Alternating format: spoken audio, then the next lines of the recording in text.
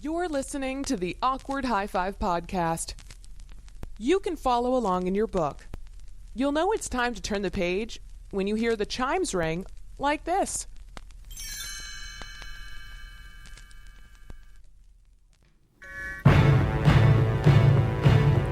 Never before in the history of motion pictures has there been a screen presence so commanding, so powerful, so deadly.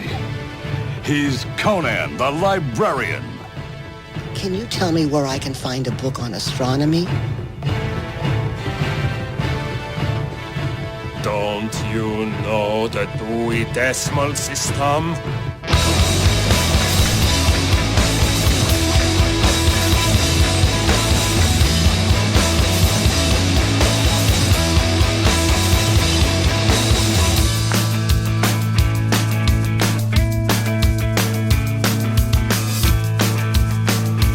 All right, here we go. Episode 3. UHF, baby. UHF. That is what that opening clip is from. I mean, you have to know that movie. I don't. It would be sad if there's people out there that don't know that movie. Yeah, and if you haven't seen it, I know it's out on DVD. I've seen the DVD. Yeah, it better be out on. I was gonna buy the DVD. I think Weird Al's definitely raking in some loot from that still. So check out this. So loot. is Kramer. Oh yeah, That's where Kramer got his start. yeah. You're right. Seinfeld. You're right. Totally. That and Transylvania 65000 and the one guest spot on Cheers. I know that because I'm a Cheers aficionado. I love Cheers. I love gonna Cheers buy the too. Box set. Well, don't. They're all on Netflix. Really? Yeah, just watch every single one of them. Once I get a computer. Oh yeah. You probably don't even know what Netflix is. It's not. I don't mean that send away for the discs and they'll send you them through the mail. Watch it through the computer. Yeah, there's this whole thing where you Heard could that was possible. check out this loop that's going on. You like that? Mm-hmm. Keep it going. We could sound The like whole show. we could sound like radio professionals. All right, I'm gonna bring it down now. Yeah, UHF. I did a lot of work today. I made this loop. I got a whole bunch of movie openings that I'm not going to tell you about. I'm just going to play them. I'm excited about that. The shows. Best part. Like I said, I'm trying to get movies that like we used to watch all the time and like actually say lines from and all that shit. And that was definitely one of the biggest. If Don't not you the know biggest. the Dewey Decimal? I was thinking about doing what's her name, the nanny who was in it, and she's like, I don't see a Noodles McIntyre. Oh yeah, that was the Macintosh. nanny. Yeah. Fran Drescher was Yeah, in it. yeah. The movie was star-studded for its time. Yeah. Who knew that Weird Al had such pull to get stars in his He was little the book. platform for some of them. He Definitely was. Kramer's platform, that's for sure. Weird Al is a crazy thing because I mean, literally, he invented his own thing. I mean, there's parody people out there, but he is the parody person. Yeah, you know? no doubt. There's nobody else that does parody songs like that. And since the 80s, he's been making bank off of just taking whatever songs on the radio, putting stupid words to it, you know? And sometimes his versions are better than the original versions. A lot of times they are. And also his original songs are the fucking shit. Yeah, Stuck in the Closet with Vanna White. Yeah, or that whole album, Even Worse, is just the best album. Yeah, that's the one where he's like Michael Jackson on the cover, fat. Oh no, that's Fat. Yeah, no, that's Even Worse. Yeah, Fat's on Even Worse. Oh, is it? Yeah, and that has Stuck in the okay. Closet. Yeah, Vanna that's the White. best It one. has, and then it has two of my favorite songs. Not Velvet even- Elvis. No, Velvet Elvis is good. That's even really though that's done. They say Velvet Elvis isn't a. It's supposed to be like a Sting song or a police song. It says done in the the likeness veins of- the yeah, police. Yeah. So it's and even that, if you listen to that, if the police sang that song, you'd be like, this is a good fucking song. But no, Melanie.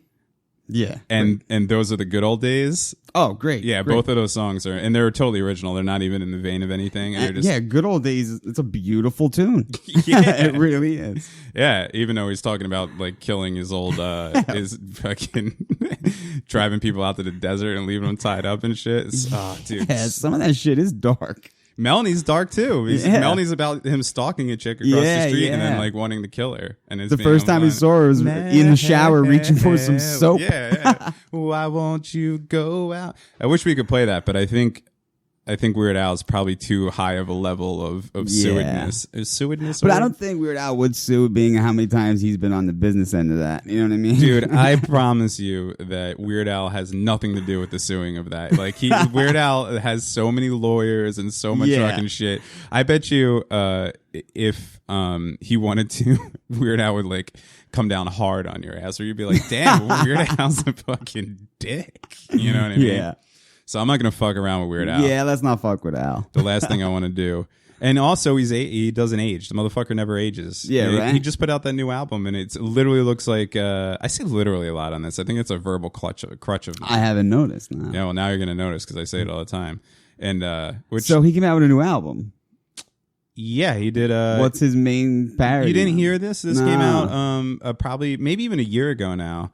And he did eight videos in 8 days, and he covered. Wait, was that the name of a song, or he literally No, did 8 videos? In literally? 8 videos? So yeah, I like that. Oh, okay. See, now now we're gonna count the noticing. literallys. I'm gonna start not hashtagging, making hash marks, tab marks of literallys on this show. He did. He put out an album.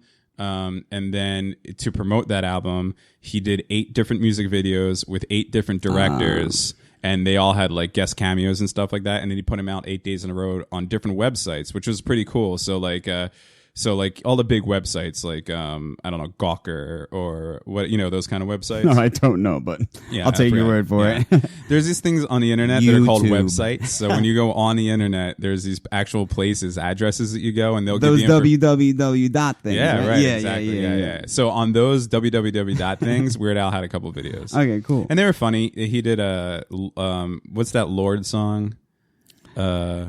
I know who you're talking about. All the bam bam bam bam ba-na-na-na-na. I don't know these songs. But. I know who Lord is, but I don't know. Wait, is Royals? Is she Royals? Right? Yeah, that's her. So he did Yeah. that, and instead of Royals, he did aluminum foil, and it's all about like the different uses for aluminum foil and shit. So at, like in the Damn, beginning, he's he's like good. talking about how he's like gonna put his food in there, but at the end, he's talking about how he's gonna put it on his head and keep aliens out. And Yeah, shit. yeah. It's funny. It's worth listening to. And taking the fuzz out of the TV set by putting the aluminum foil on the rabbit ears. Yeah, I think That's maybe gotta he be did, in there somewhere. Probably. And don't put aluminum foil in the microwave. Science of it. Don't put it. Yes. Learned that one a couple of years ago. Oh yeah. You finally figured that out. So you could have Googled it, but you don't have a computer. Actually, I figured that out when Bulmer put a pot in our microwave at Stockton. So he didn't know either. So I'm going to have to put him on the same level here. Okay, so first, Bulmer is our friend. Second, Stockton is the college we went to. Third, a pot was in the microwave. Yep. Do you remember that? I don't, but I do remember one time at Stockton. So for the people listening, we had just your regular dirty ass dude apartment Yep. at college. It Yep. was me. 819. It was me and Richie, another kid we grew up with, and then the fourth roommate was always kind of random, and it was a party place. Party hole. Yeah. I don't even know if I'm proud of that because we weren't like jocks, it wasn't like, or like we weren't in a frat or anything, but our one roommate sold weed, so like people constantly came over there to buy, and not like he slung dime bags, like he sold weight, like that. This was his occupation, what I mean? Like, it was both. Because remember us Stuttering Brett upstairs? what? Yeah, there was this cat that lived upstairs from us. We called him Stuttering Brett, and he'd always come downstairs to buy some weed, and his stuttering was so bad. And he would just stand at the door and say, "Got any?" Oh, yeah. And it would take so long that, we would just pull him in through the door because we didn't want people sitting there like wondering what he's about to say. I do remember that. But he always wanted weed, I guess, but he just wanted to say. So the thing I remember with the microwave is it was a party or an after party at our place. Yeah, it and was probably about 5 a.m. Bulmer wanted to make some rice. That's not what I'm talking about, though. Oh. I remember a chick. There was some girl. There was like maybe like 5 or 6 of us. There wasn't a lot of us, and there was like some girl. I couldn't remember who she was, but she was one of the girls who just hung out there all the time, like hung out on the couch and shit. And it was like 5 or 6 in the morning, like partied all night or whatever, and everyone was kind of passing out on the couches. And she was like, "I'm hungry," and I think the only thing that we had was popcorn. Do you remember this? You might have. I don't know where this is going. So I was like, "You can make a bag of popcorn." So you know how you put popcorn in for like 3 minutes or whatever, or just hit the popcorn button. Yeah. Well, I don't know if our science oven was that sophisticated at that time. We might have had yours from the Giordana household. I don't know. Probably. But But I remember we kept it on a chair in the when you just walked in. It wasn't even in the kitchen. It wasn't on a table. We just kept it on a chair well, under yeah, the dartboard. I remember it was on the kitchen table one time, and I made something, and like an idiot, I just sat there in front of it, and then I realized, like, fuck, I'm probably getting like radiation. Brain tumor. Yeah. But this girl, she put if there was a popcorn button, that makes her even more dumb because she put it in and it was cooking, and we were just hanging out and whatever we were doing, you know what I mean? Time was slipping away. And we had forgotten, and instead of 3 minutes, she put 30 minutes. Oof. And then so we were hanging out, and then like 30 minutes later, all of a sudden it was just like, and the fucking microwave went on fire because it was in there. It was in there for so fucking long. You don't remember that? No. The whole microwave was smoked out. The alarm started going off. The and alarm, shit. yeah. Then the cops would come and they would think they were gonna get a big drug raid going when the smoke alarms go off. Then you hear them on the radio. It's confirmed, burnt popcorn. So I remember when we burned bacon that one time. Remember that lady cop was like, bacon. Yeah. The cops at that school sucked. Yeah, there was a couple cool ones. Even just the fact that there's cops, you know what I mean? Like, I don't know. They got to keep things in order. Yeah, I guess. Yeah. I mean, I guess if people are like getting stabbed and shit, but that wasn't happening in the Pine Barrens of New Jersey. No, Galway Township. But I remember the Bulmer thing. It was like 5 a.m., you know, like you said, dwindling down. And he said he wanted to make some rice. So I was like, go ahead, make some rice. I never heard anyone making rice in a microwave before, but, you know, I'll pick up on my microwave knowledge. So I've never heard of that either. So, yeah, it's weird. So it must be a UB thing. I was in my room and I could kind of see the kitchen from my room, and I remember like blue lightning streaking across the kitchen, and then Bulmer coming out like a little wounded puppy dog, like, I didn't know you couldn't do that. And the microwave was burning down and things were zapping. But he just wanted to make some rice, the poor cat. He needed rice. Bulmer loves rice. He likes his rice. When I didn't know this was going to be microwave story day, but when my grandmother, who's still alive, but this is probably like about 10 years ago, and she was like a nutcase, and she, you know, there was one time where we had a party at the house. My whole family is partiers. For anybody at home, just so you know, a little background on my family. They're all little nuts and they all drink too much, just like I'm sure your family, like everybody's family, but. Yeah. I'm not trying to say they're original in that fact, but that's the case. And my grandma was probably like in her 80s, probably in her late 70s at the time. And there was one time where she got all drunk and she was like just standing in the kitchen, and when she was wearing a dress, and all of a sudden she just started pissing on the floor, like because she was like hammered drunk, and like I don't know, guess she thought she was in the shower or something. But that wasn't even what I'm talking about. My mom had a mug back in the day that somebody bought her. I think it was a Christmas mug, and it was one of these annoying ass mugs where every time you lifted it up, it would play Jingle Bells. You know what I'm talking about? Yes. So it shuts up when you put the mug down, and then you lift it up, and it's like ding ding ding ding ding ding, right, in like MIDI. And we all hated the fucking mug, but my mom loved the mug, and my mom. I don't know. I'm not going to say anything bad either way, but just like any wife and mother-in-law relationship, they had the regular wife and mother-in-law relationship. The grandma I'm talking about is my father's mother. And so my mom loved this mug. And my grandma wanted to go make a cup of tea in the science oven, and I guess she selected that mug and nobody knew, and she put it in the oven, and we're all sitting around the fucking table. It's like Christmas time, everybody's happy and shit, and all of a sudden you hear like ding ding ding ding ding ding, and we're like, why is that thing going off? And then you hear ding ding ding, and it just totally melted the whole fucking thing out. It was great, and we were all happy. I was gonna say you probably were all so happy. We're like, way to go, G-Ma, good to go. So, yeah, that's you pretty much covered everything about microwaves possible. I think this is the third episode of this podcast that we've done, and I think that we've brought up a microwave all three times. This is now our thread. Lou Diamond Phillips. I just had to say that because now that's there, said, right? Yeah. So Lou Diamond Phillips and microwaves are our thread through these 3 episodes at least. We'll see how long we can keep this going. I personally don't have any more microwave stories. I'm all out myself. So maybe we'll see. We should have saved some of those for later episodes. They'll come out. I'm sure there's more. So last episode we kind of rambled. We didn't really stay on track of our story together, which is what we're trying to kind of do.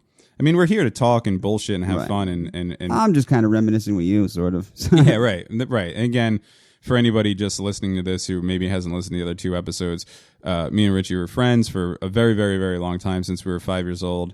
30 years. We pretty much did everything with each other, lived with each other, worked with each other. Bob's Market and Deli is another huge thing. Worked with each other, played in a band, traveled around the United States in a van with each other, all that shit. And then in the last, I don't know, 5 years maybe, we've kind of been. Holy shit! Yeah, yeah, it's probably about 5 years. Well, basically, what it is we got problems. Both of us have problems, and this podcast is pretty much us just trying to rekindle a friendship, rehash some stuff, talk about shit. I love the fact that this is funny and we're all fucking around, but there's also serious shit that we're gonna get to sooner or later and talk about. And hopefully at the end of it, things could change and we could be friends and everything would be great. And that's the whole point of this. And I keep trying to come up with a name that revolves around that, and I can't fucking think of it. So Devin and Richie works fine for me for now. The Devin and Richie show. Yeah. That sums it up, right? I don't know, but I think with podcasts, there needs to be like a name and then with the host, you know what I mean? Like, yeah. I get that's the way it goes. Well, you want to sell it somehow, right? I want because I want people to look at it and see like the blah blah blah show with Devin and Richie, and then read the synopsis of what it is, which is basically what I just said, but probably better written, hopefully, and then be like, oh shit, this is something I could get along with, something that I could relate to or whatever, and then listen to it and hear that we're nice guys, kind of funny. I don't know, whatever. Yeah. It'll come around. We'll figure it out. Well, hopefully in the next couple episodes, because I want to start putting these up. So, well, I don't know. Whatever. We'll figure that out. Yeah.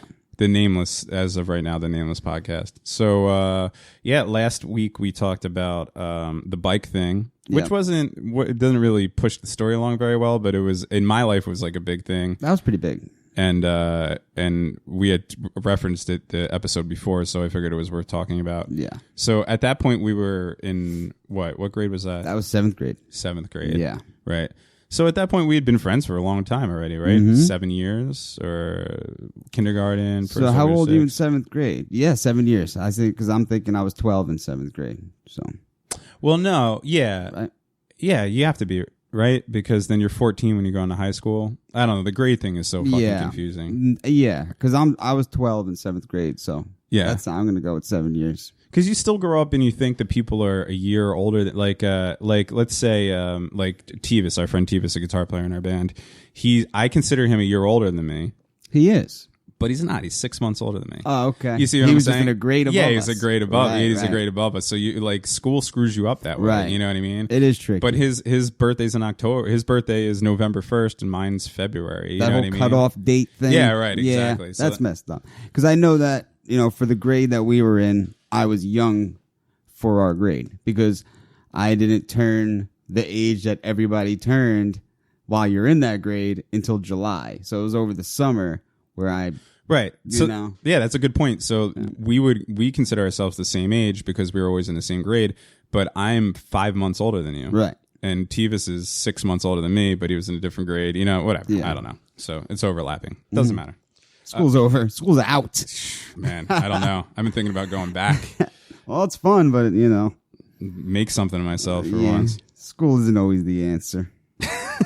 Do you hear that, kids at home? School isn't always the end. Stay out of school. Well, I mean, nowadays with the way that student loans are and stuff, I totally understand that. I wish. Unless you're going to, I don't want to be all like, I don't know, like I know or whatever, but I firmly believe that unless you're going to college for a specific thing, like to be an engineer or an environmentalist or something like that, like a track or whatever, then it's not worth going to get I your totally bachelor's. agree. Yeah. To a do liberal arts degree. Right. I mean, and try and get a job in sales. Right. Which is exactly what I did. That's exactly what I did. Like I graduated with a communications degree. Now, when we went to college, we were pretty heavy playing in the band, and for better or worse, my thing was kind of just like whatever. I want to get my degree. It's something that I want to do. So I'm going to go get my degree, but I know whatever degree I walk out of there with, I'm going to just be playing with the band band afterwards. You know what I mean? That kind of thing. But that's what I did. I got a communications degree, and then I got a sales job, and then I stayed in that sales job for 12 years and hated myself. We really got screwed on that whole communications thing because I also did communications, and we had a lot of fun doing it. You know, we were both in the band, and with communications, we got to do a lot of audio and, you know, video recording, the classes were great. engineering. Yeah. But Stockton, you know. Well, don't slander Stockton. I'm not going to slander Stockton. I'm just going to say they were a little behind on their technology. And for me to say that, right? You know what I mean? Well, I do recall editing videotape while we were there in the early 2000s. I mean, I graduated college in 2003. So at that point, videotape probably wasn't the way to go. And we were doing everything analog. They couldn't afford anything digital. Right. Well, but that was when it was the Richard Stockton College of New Jersey. Yeah, now it's a Stockton uni, right? University. Yeah, I actually like that because I'm actively in the job hunt. So I changed that resume I to changed my uni. resume to Stockton like University. Check it out, dudes. I never thought I'd be a university grad, but I am now. Thank you, Stockton. Grandfathered in. Thank you. And I didn't have to live in hotel rooms as dorms in Atlantic City to get it done either. Yeah. So anyway, Stockton's in South Jersey, in Pomona, New Jersey, right? Is that where it is? Pomona, yeah. Yeah, it's a good school. Yeah, but on the whole, you know, audio video side of things, we definitely got gypped for sure. Yeah, we probably should have went to In our Rutgers like education. everybody else. And, you know, but whatever. If we wanted to be in the woods and sleepaway camp with books. That's how I used to describe it. And that school's on this lake called Lake Fred. And it's like their star attraction, and it's just a shitty lake. Yeah, I heard it's a requirement to graduate to swim in the lake. That's what I heard. Really? That's what I did. Well, I remember, we don't need to get into college stories, but our one roommate Anthony, and everybody though I think saved up all the Marlboro miles. Do you remember that? Oh yeah. I mean, I don't even know if they still. I don't think they do Marlboro miles anymore. I don't think that's a thing. Yeah, I don't know. But we saved up all the Marlboro miles and got that fucking raft. And brought it out on Lake Fred. And at like 4 a.m, like a bunch of dicks. But the thing that I remember is we got in the raft and then we're paddling and we went all the way out into the middle of this lake. So like we're pretty much at the epicenter of this lake. And I was thinking to myself, like, man, it would suck to fucking like fall out of this thing here. It's in the middle of the night and like there's like nothing around. And then I actually did fall out of it. And we were in like 2 feet of water. Like I literally hit, and it was like maybe up to my knees. And I was like, oh, okay. I probably could have just walked out to the middle of this. I'm sure there's deep parts of it, but I thought Ant burnt a hole in it with his cigarette and it deflated, and everyone had to swim back. Well, maybe that's what happened. I heard something like that. Yeah. I wasn't there for it. Yeah, maybe that is what happened. Either way, we went all the way out to the middle of the lake, and then we all ended up in the lake. And I'm just letting everybody out there, all you freshmen that are getting ready to go to Stockton University now, I just want to let you know that Lake Fred's a farce. Yeah. It's not deep. Don't fear drowning. Yeah, don't. Just as a matter of fact, a good idea would be to get as drunk as possible and walk across the lake and go out there in the middle of the night and just swim around and enjoy the scenery. So yeah, right. See, now we're totally off the subject. Yeah, it all started with the microwave, but no, Stockton was great. I mean, you know, if to judge college on the experience and not the education, Stockton was a good time. Sure, definitely. Yeah.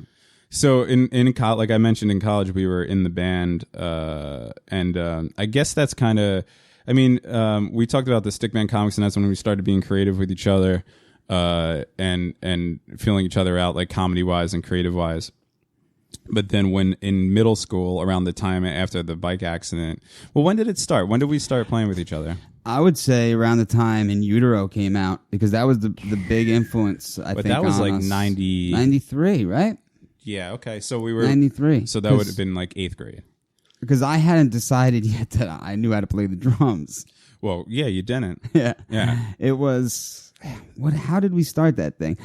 I think it was 8th grade, and you obviously, you know, were already a guitar player. Yeah, okay, so my thing is that I was my father's a professional guitar player. He's a jazz guy, Berkeley grad, blah blah blah. And he started me playing guitar at a very young age, like at like 5 years old or whatever. But just like anybody who has a father who does something, you don't want to do it as you get older. So like I did it when I was a kid. I learned all the basics probably from when I was like 5 to like 8 or 9 or maybe even 10 or something like that. And then like I just didn't want to do it anymore. I didn't care about it because it was like what my dad did, and I thought it was lame.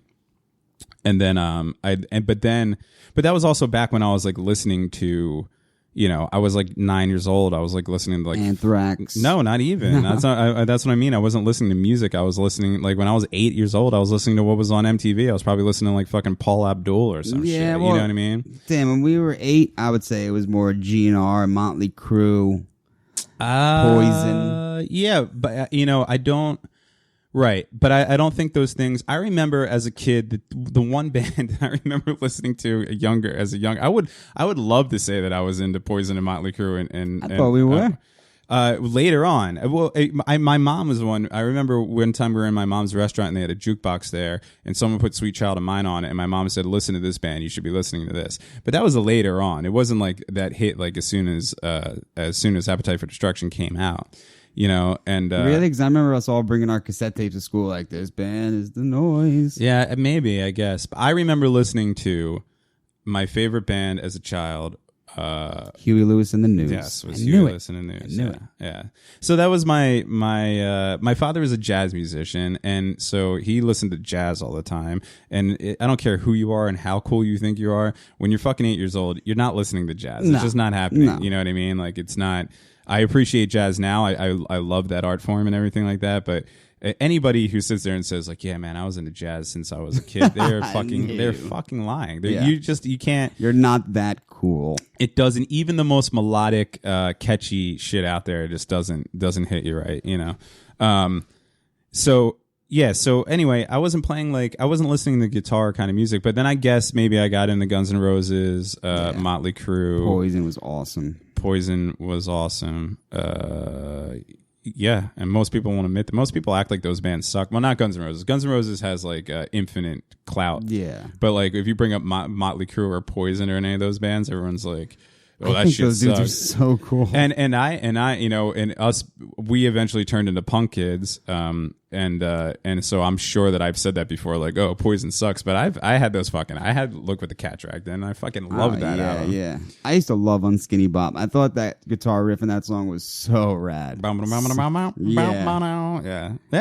I mean, if you listen to it now, it's kind of a corny song. You know what I mean? It is corny, but it's like CC DeVille was whacked out of his gourd with some of his because like bands like Poison, Motley Crue, like they have that like bluesy guitar edge to it, and then they just mix it with like that wannabe metal of the time. Well, yeah, because all those bands were just the Rolling Stones. I mean, that's all that was. Like Guns N' Roses is the Rolling Stones. It's just the next progression of that, you know, and that's what the Rolling Stones were. The Rolling Stones were the first band to kind of take blues. I shouldn't say the first band. Zeppelin did it because Jimmy Page was a blues guitar player. Yeah, but the Stones were around before Zeppelin, true. You know, and yeah, right. But that's like the progression of it. You know what I mean? Yeah. So like you literally like people hold those the places in those bands. Like if you look at the Rolling Stones and Guns N' Roses, Axl was just Mick Jagger and Slash was just Keith Richards. Yeah, and, you know what I mean? Like oh yeah, no doubt. You know, like that kind of thing. And Aerosmith is the same way. Oh, you no know, doubt. That's obvious. Yeah, right. So like that's the blues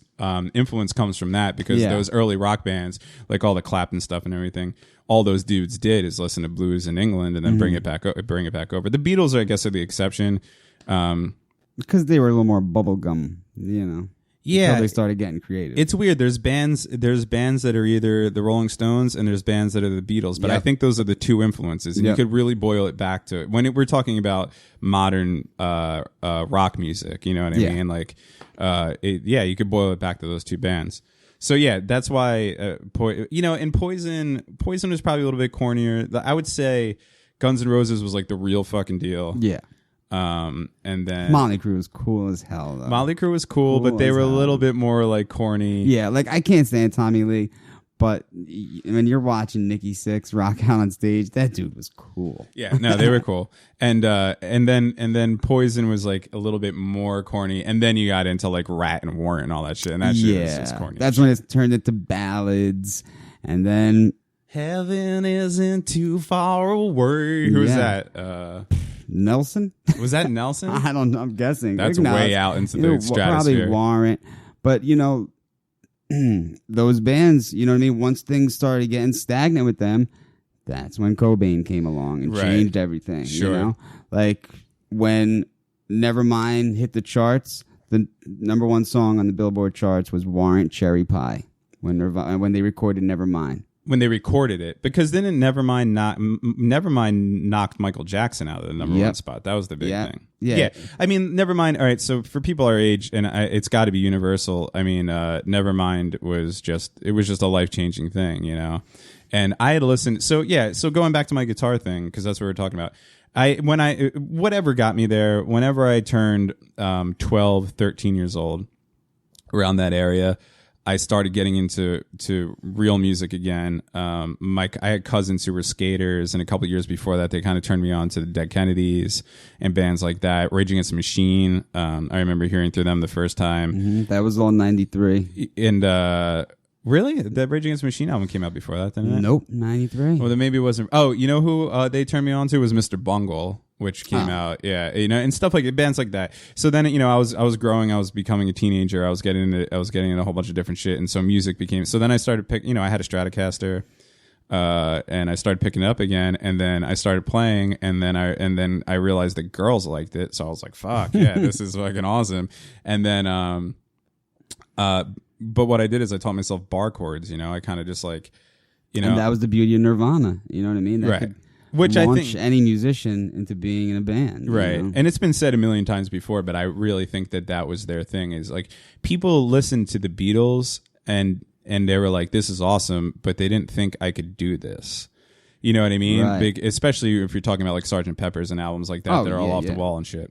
But then people listen to Nirvana and they're like, not only is this awesome, I could fucking do this. You know what I mean? And like that was like the biggest thing. Like it just exploded. So yeah, that was my guitar thing. And so then you were... I had no idea what I was going to do. I just saw, when Nirvana played that New Year's, I knew I wanted to play music with you in some way or another. Right. Had no musical background whatsoever.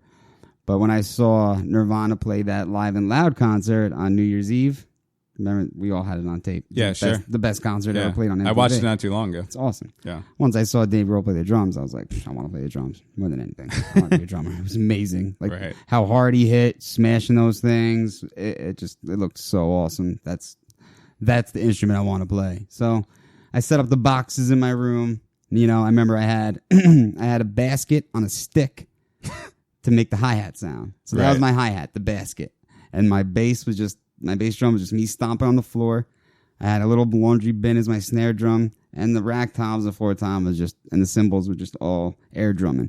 But I would just pop in the Nirvana Live and Loud tape and just copy his motions, Dave Grohl, copy the motions, Dave Grohl, until I just knew the motions. And that's basically, I just knew those several Nirvana songs based on his motions. And I wanted it so bad that, I got the drum set that my mom did not want to buy me and keep in the house whatsoever. But I just knew those Nirvana songs, so we started playing those couple Nirvana songs. Yeah, and I had an amp and a guitar because of my dad. Yep. I remember we started playing in your room, that little room. Yeah, in your house, and your mom was cool enough to let us play there. And I remember, I never wanted to sing. I always wanted to be a guitar player, but you're like, dude, you just have to sing. You got to sing. Right, because we didn't even have like a bass player at that point. But do you remember? I think there's even a video of it. But the first mic stand that I ever used was a lamp. A lamp stand, with the mic was actually duct taped to the side of it. Yeah. We were very crafty. Yeah, we did whatever we needed to do to get that that's shit how done. bad we wanted that. That's we true. wanted to be in that band. We wanted to, form a band together, and we did it, man. And then Green Day came along, and that was the same thing as Nirvana. So we basically were like 12-year-old kids, 13-year-old kids who were just covering Nirvana and Green Day songs. And we were lucky enough to have those bands come out at that time, and like you said, we were like, we can do this. We can play these songs, Right. I do remember though I remember one time we wanted to play I think it was Molly's Lips, and I was like, man, that song's way too fast. I cannot play it. I cannot play it. Now that song is like snail pace to us. I probably wanted to play it because it's only 2 chords of the whole song, and it doesn't change. It doesn't change keys or anything. So I was like, yeah, I could do this. I could just play these 2 chords back and forth. But I remember it's literally G and C the whole time, I think, and that's it. Yeah, right. So we sucked. I mean, whatever. Yeah. But then we played and played and played. Yeah, we played our first show a week after I bought my drums in your backyard. Oh, I still have it on tape. I have a picture of that. Yeah. Yeah. I don't think Mark ever played bass. He was just like looking over to see what bar chord you were playing and would just play that note on that fret. Right. And then we had Chad, who actually ended up being in our real band later on, and he was like, I don't even think his guitar was plugged in. No. We were just banging on fucking But things. it wasn't that bad. You know what I mean? Like, I'm sure it was. but for the time being, the amount of skill we had, we never, we didn't practice that much. You can't say it was bad based on those things. Like, Okay. we had the touch. Right. You know what I mean? We knew it was going to be fun, and Well, okay, so the whole point isn't to just reminisce about how much we liked playing or whatever, but the point is that we embarked at that point on a new thing for both of us together. Like we pretty much created that band, which ended up being a pretty popular band, a pretty popular 3-piece band that then we rolled into another band that became like a pretty popular. I mean, whatever. It was a relatively popular band. We were able to play a lot for our age and to travel around and stuff like that. Yeah. But and it was cool that the mid 90s brought out punk rock again.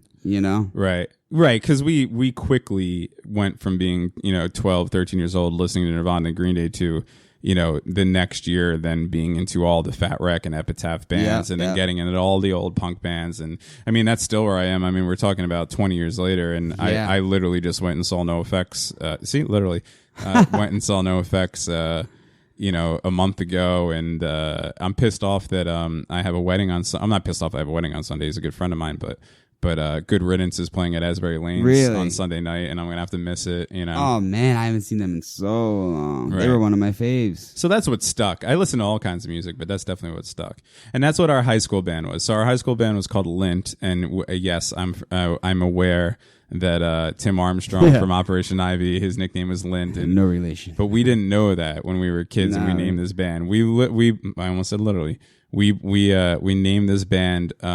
We were in Dornella's. Yeah, our friend's room, who was the bass player at the time, and we were probably smoking weed or whatever. We definitely were smoking weed. Okay, and gotta clarify.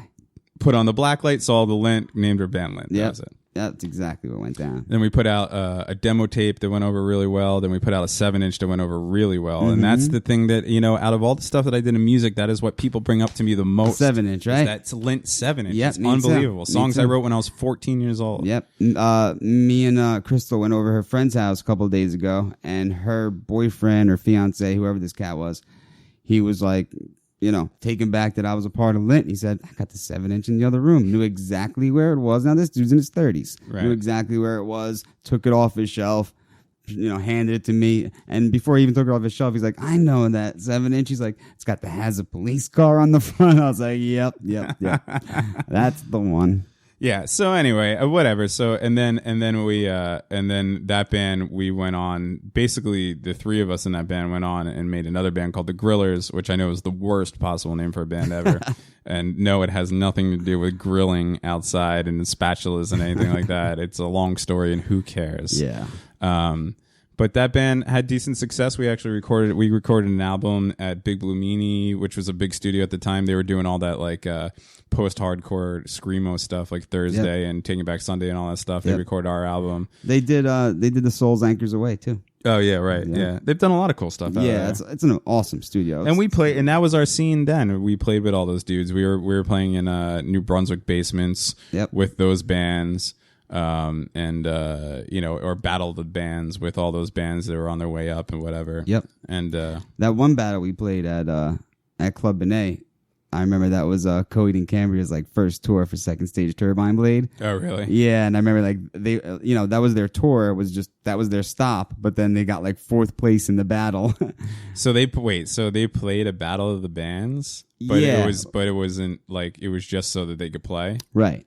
Like, remember when we were on tour, we played like a battle of the bands in Maryland, but we didn't care about the battle. It was just like a stop on our tour. Yeah. Was that a battle of the bands? I don't know. Yeah, I don't know. Yeah, I don't know. Remember that place in Maryland? Well, anyway. So wait, did our band place higher than Coheed and Cambria? Yeah, we got 3rd. Oh, wow. Look at us. Yeah. Look who the winners are now, Coheed. Claudio. But yeah, remember that? It was we were playing with Tevis at the time, so it was right. That, it was the grill. It was that the gross. yeah. Yeah, so You know what? That's incorrect. Okay, cool. Thank we you. were still playing with Joe. Because it was about 2001. Oh, okay. Yeah. And nobody at home cares about any of this, so. I know, but I'm just saying. Yeah, you know. right. Yeah, right.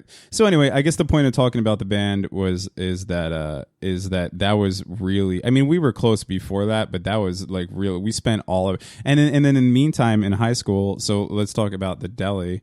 So in the meantime in high school, we were not. That's quite a jump, though. Why? The deli? Yeah. Oh, we just jumped to 98, 99 right there. Okay. All right. Never mind. Well, Although I can't wait to get to that stuff. I was trying. That's going to be 10 shows right there. Well, okay. So what else in high school besides other extracurricular activities? It was high school was basically the band. Yeah, the band. And really, we devoted all of our time to that thing, huh? We went over Mark's house every day after every school single to day practice after school, and write songs. Yeah. Yep. And then we'd play shows on the weekend at either a VFW, Club Benet. Got to give him another shout out. Where else would Rest we in play? peace, when by we the were, way. Yeah. Where else would we play when we were younger? A lot of VFWs. A lot of VFW. Well, the punk thing was big, so we played a lot of basements. A lot of VFWs. I feel like I'm the Stone forgetting Pony, man. We played the Stone Pony all the right. time, almost every Sunday. Yeah.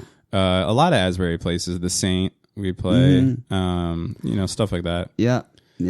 I mean that was fucking high school. But who cares? Let's bring it to the deli. You can't wait either. Oh, you know what? Let's hold off on the deli. All right. I want to talk. So we have like 20 minutes left in this podcast, and we just rambled on about our band for a little bit. And I guess at one point we'll play a track from the band. Not that I don't know if anybody will care listening to this, but at least you could hear us in the band. Yeah, you know what I mean. I don't think us just talking about it over and over again. Yeah, right. Which again isn't the point of this, but we're just trying to show how we've been close knit with each other for forever. Like the other people in the band don't really matter. Every time me and you were in a band, you're literally the only drummer that I've ever played with. Well, no, that's not true, but for the most part, in a band, every time I've been in bands, you've always been the drummer. Like me and you were always the sole component of it, and then people kind of just came away. And that's what I was trying to get at. That is the main point here. That like it's our creative connection that sparks things, right? We'll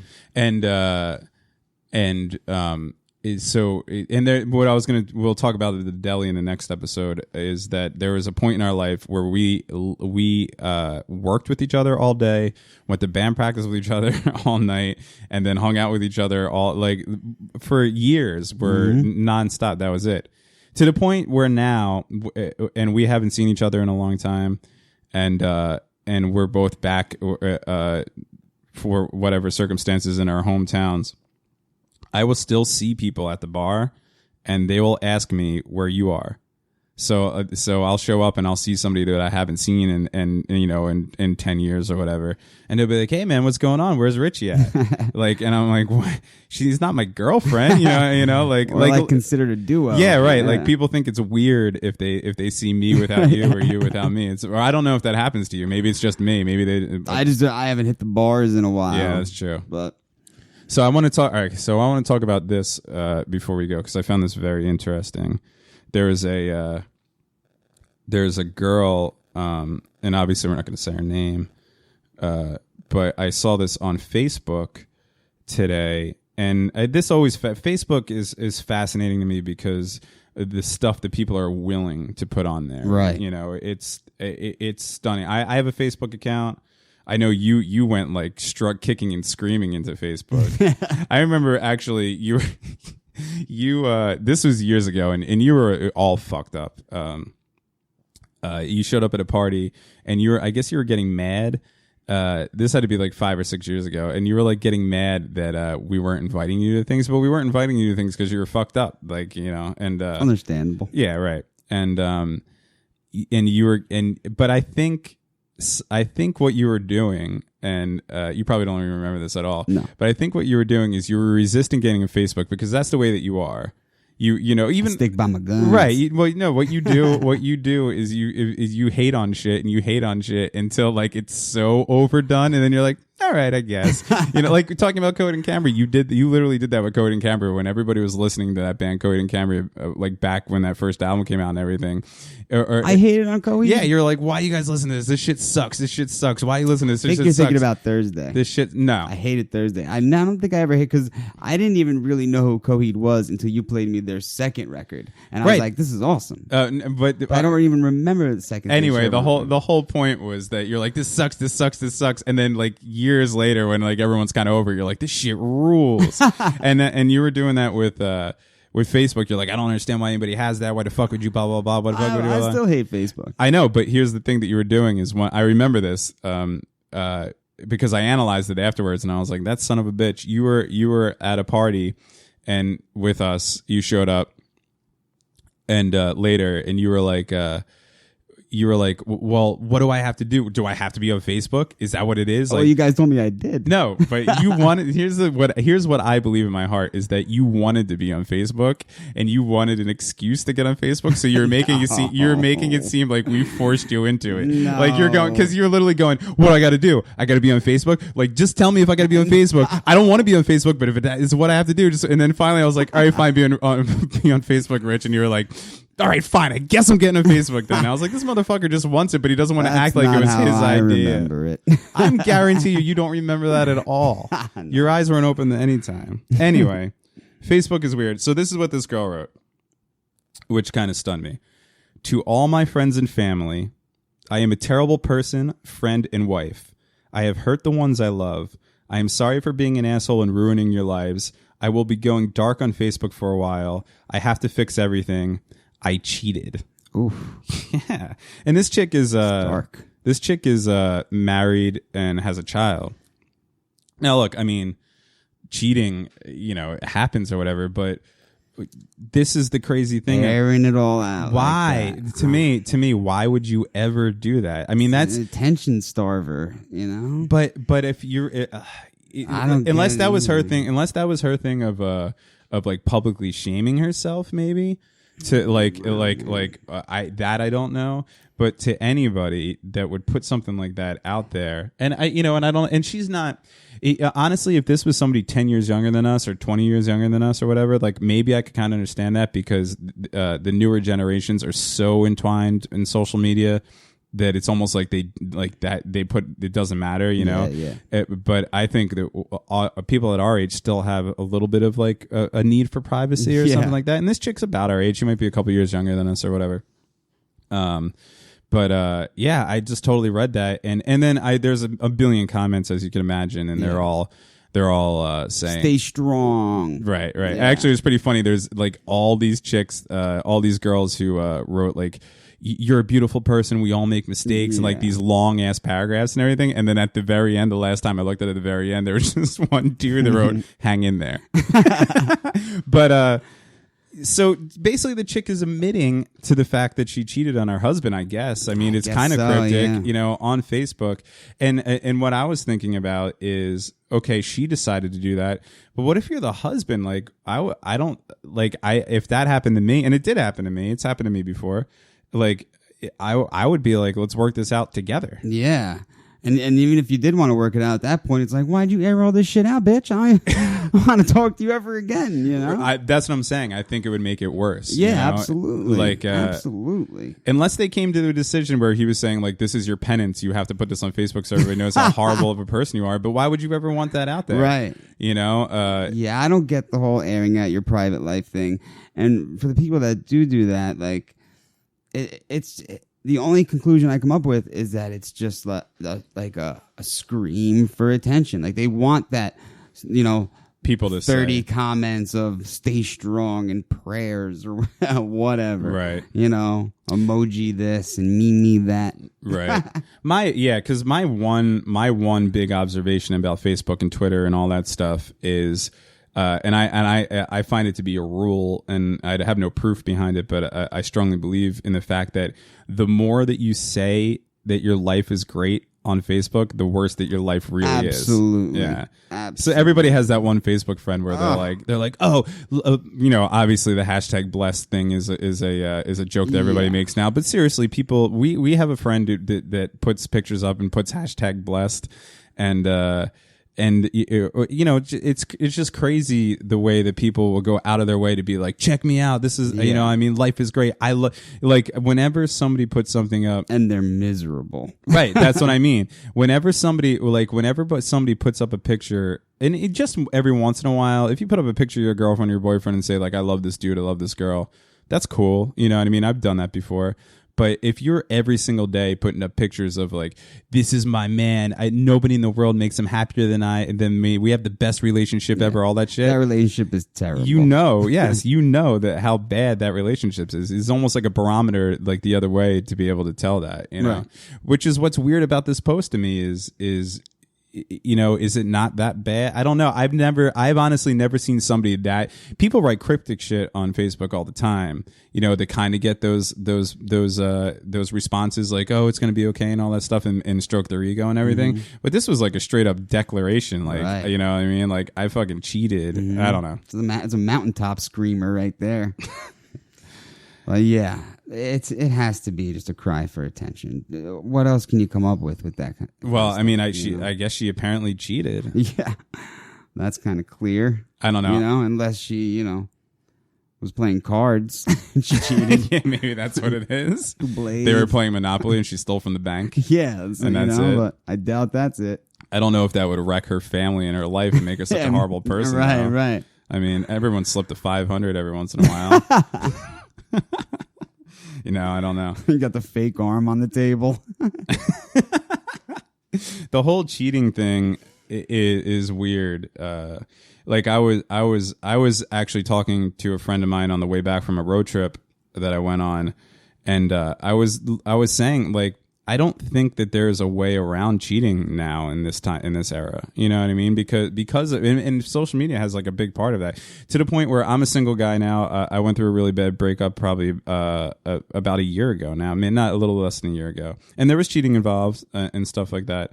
But this isn't the reason that I'm saying that.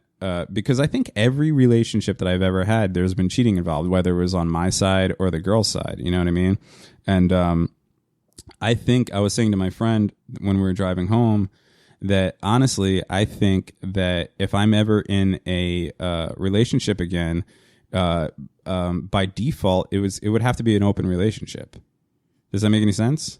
It makes sense, sure. Well, here's the reason why. And the person I was talking to is a girl. She's a friend of mine, and she immediately was like, "Nope, not going to happen. Would never happen. Can't do it." But here's my reason: is that there's a very, very, very good chance, whether you want to admit it or not, that at some point, if you're with somebody, especially for the long haul, that there's going to be some sort of infidelity going on. You know what I mean? And I know that's a bleak outlook, but it's just almost in the structure now because of Facebook and all that stuff. It's so easy for people to reach out with each other. It's so and then there are people that like I look at I'll be on Instagram and I'll be like, damn, this girl's fucking hot as hell. You know what I mean? Or like but they never look like that. No, I know, right? It's all smoke and mirrors, but still, you get to the point when it's that easy to just reach out to somebody. I know what you're saying. You know what I mean? Like the numbers have had to, and obviously everyone's been cheating on everybody forever.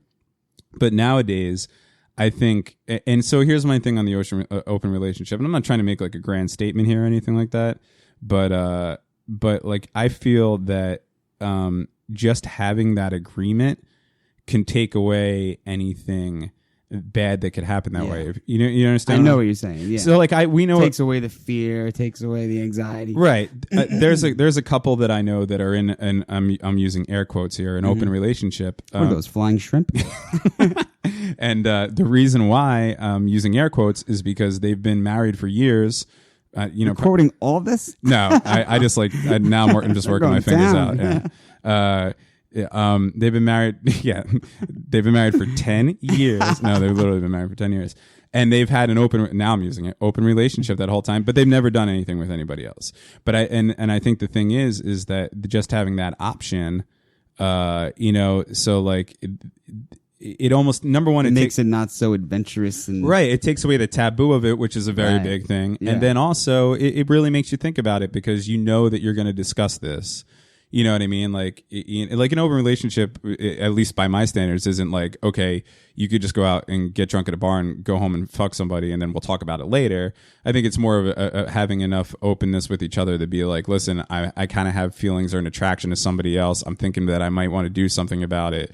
You know what I mean? Yeah, like instead of lying and keeping and undercover having the respect sneak around. Right, exactly, and have the respect to do that and everything. So that's what I was saying to my friend is like, I really think that like the next long-term girlfriend that I have is gonna have to be on board with that, and it's not. That's gonna be tough to find.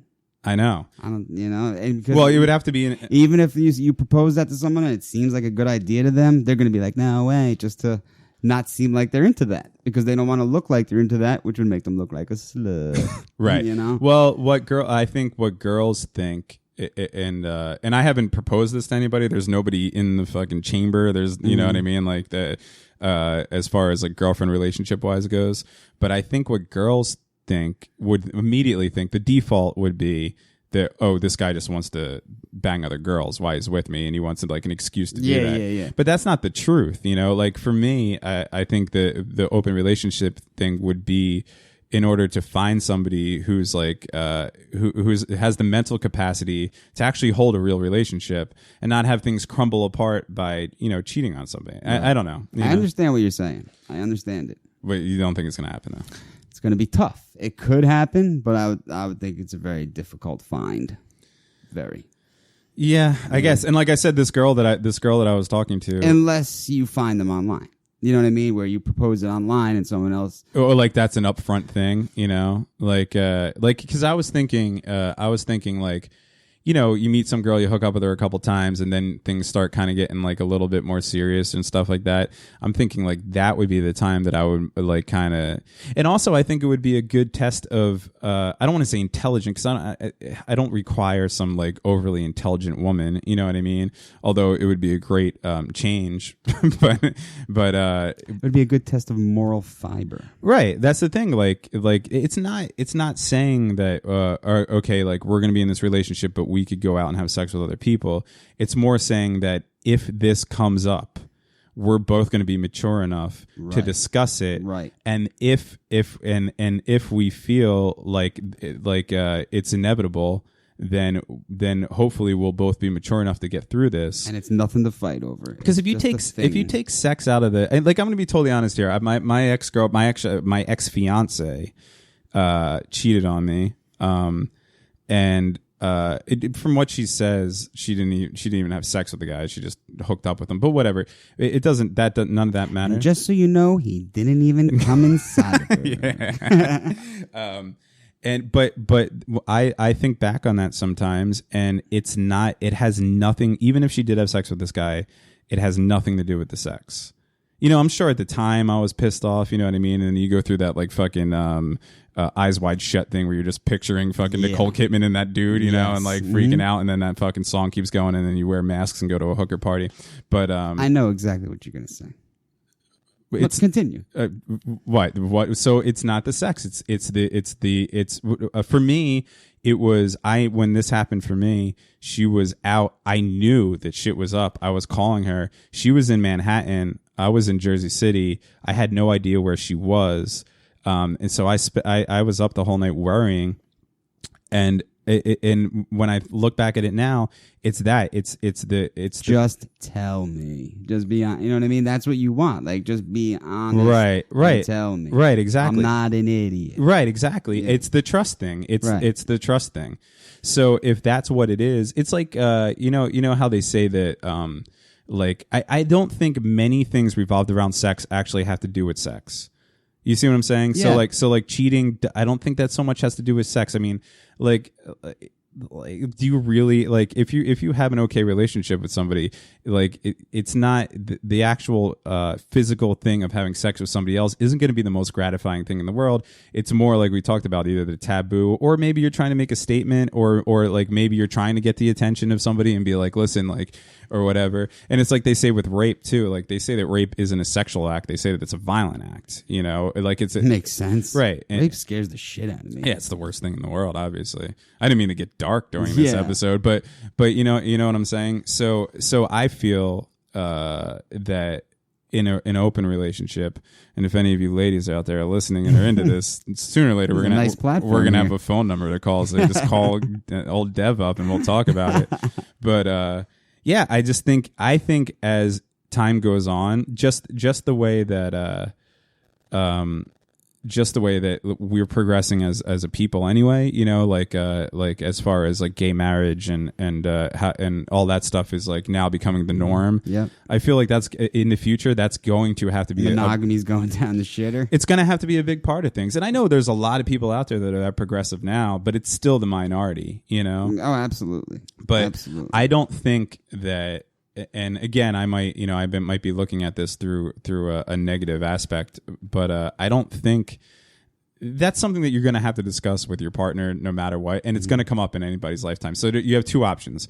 You either ignore it and then somebody cheats, either the woman cheats or the guy cheats, and then you have two choices. Then you either let it completely destroy what you have, or you go through fucking months or years of, you know, therapy or whatever the fuck it is that you have to do to finally get back together, or you talk about it up front, be honest with each other, and then whatever. That's the best route possible. Right, exactly. You know what I mean? Because then there's no suffering, and if you could deal with it yourself and just realize that, you know, like you were saying, a cheat is more of an adventurous act. You know, your girl's not out there like gazing into some dude she's banging the eyes and be like, I love you more than I love my boyfriend. Yeah, right. You know what I mean? You know, you're the only one that's got that, you know? So, okay, she bangs some dude, she takes a shower, and it's off of her. Right.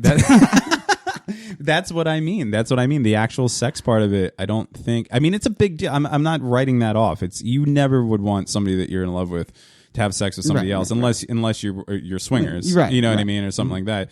But when it comes down to it, that part of it is probably in the long run, once you get over all the emotion, the regular raw, like initial raw emotions and everything, that is the least important part of the whole thing. You know what I'm saying? So that's my whole point. I didn't even mean to get on open relationships. No, it's a very good point. I was just talking about this, but yeah, you know.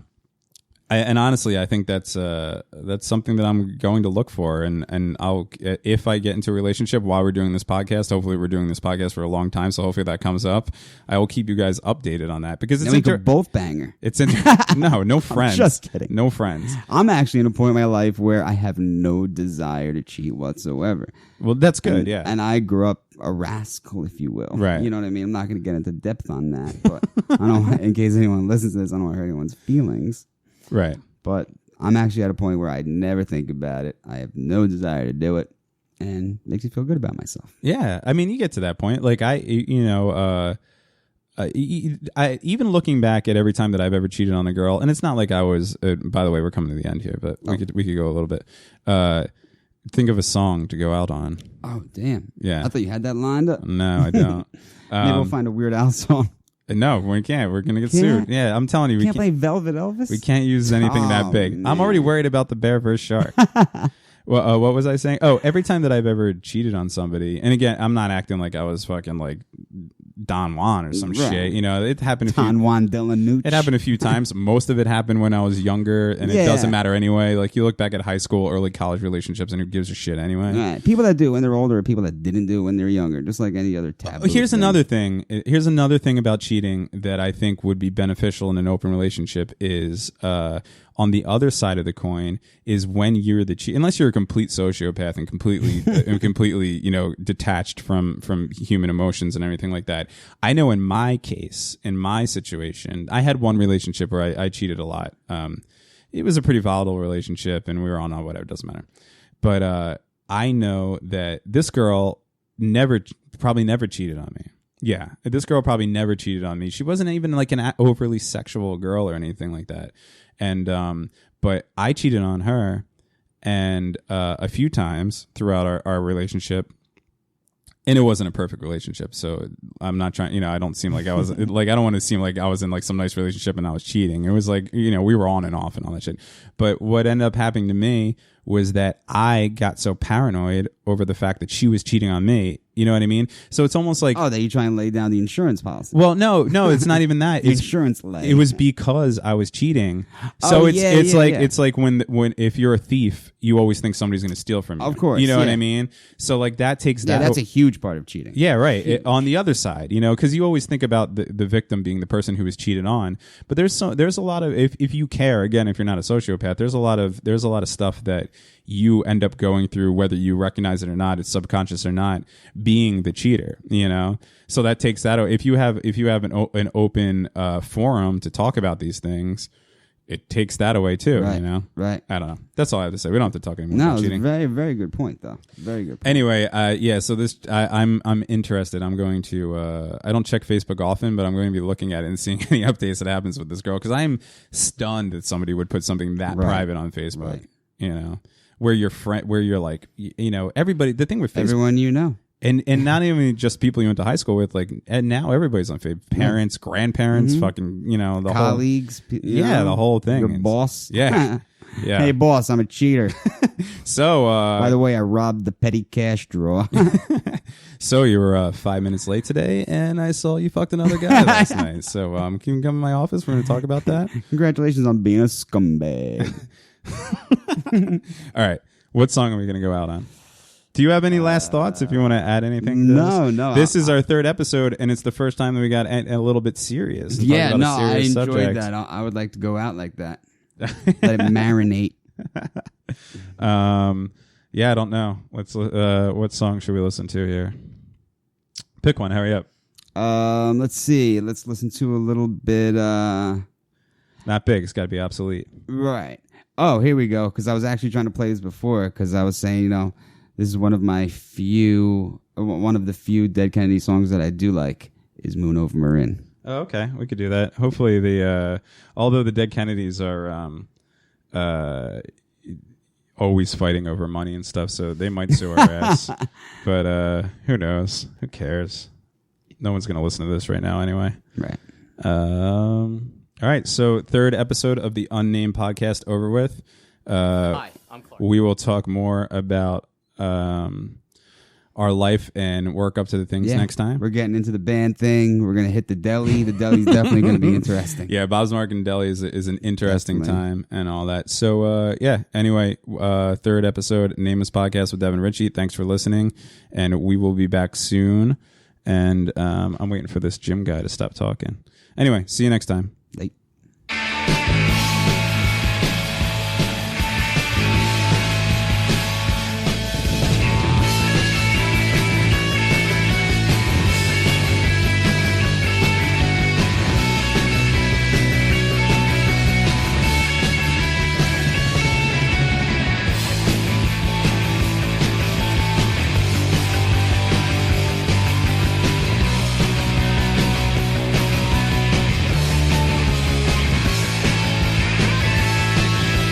crowded future stings my eyes. I still find time to exercise in a uniform with 2 white stripes.